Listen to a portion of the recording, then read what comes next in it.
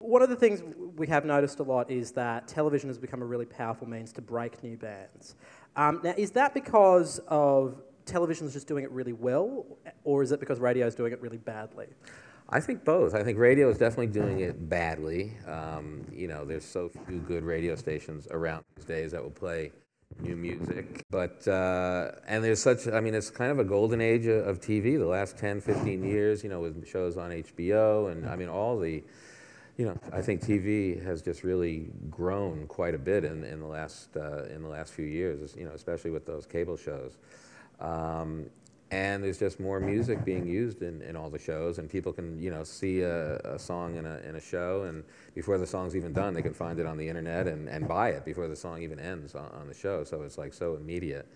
But yeah, I think, you know, there's a good crop of music supervisors who are anxious to bring cool new music into shows. And you know, also with new music, I should just say it's kind of a practical thing as well. I mean, new up-and-coming music, indie music, is cheaper than, you know, getting the major label, you know, big artists. So, you know, there's that aspect as well. But I think for the most part, everybody just likes to find great new music to share. And people, of course, are always pitching me music, and you know, so I kind of work that into my my folders. Well, actually, that is something we should talk about, which is where your music comes from, which I assume is why you're all here, because you just want to give them a CD. Where does, because you do a radio show, obviously, and then you're constantly kind of churning through new music for that. But in addition to that, where is music coming from for you? It comes from all over. I do get a lot of music pitched to me. I read, you know, I'm a big fan of Mojo magazine, and you know, I mean, all the music press and blogs and everything. I listen to my fellow DJs at KCRW. I listen to a lot of satellite radio, Sirius XM in the United States.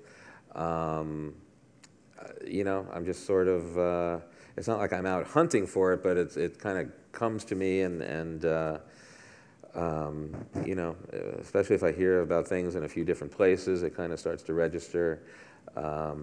But there's not really, I don't really have a science to it per se, but I'm just sort of got my ears open for interesting things. You know, through your work, you've broken a lot of artists. I mean, she mentioned before that Sia's first big introduction into the States was Breathe Me at the end of Yes. 6 Feet Under. Do you feel a certain amount of pressure and responsibility to break new artists? No, I don't feel any pressure to break new artists. It's always nice to break a new artist. The Sia thing was just, you know, an amazingly fortunate series of events, you know, starting with a beautiful, great song from Sia. It had not been released in America. I was kind of familiar with her from her work with the band 07. So someone had given me an import of that album, and I always loved that song. I'd been playing it on the radio, and the stars were just aligned. I mean, if you watch 6 Feet Under, it was an amazing series, but an amazing final episode. I know some people are probably starting to tear up right now. And the song just worked perfectly. I pitched it. I mean, when I pitched it, I pitched a few other songs to Alan as well.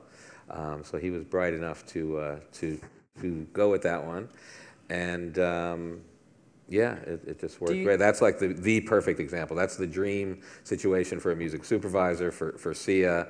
You know, those kind of situations where you can really showcase a song like that are rare.